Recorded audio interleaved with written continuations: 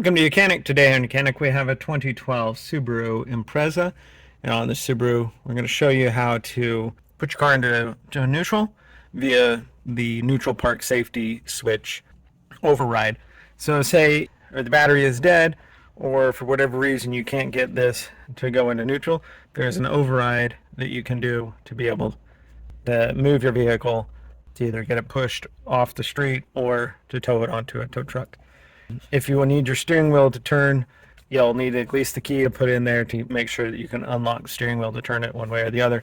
But even with the key in the ignition and turned, you still won't be able to release the brake, or not the brake, release the transmission via the normal press the brake and pull the button and pull it back, because there's no power.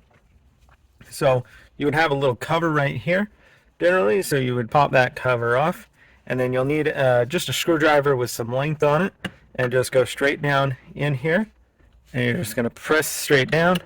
And now you don't even need to push your foot on the brake. You can just pull this back and put that into neutral, and then release.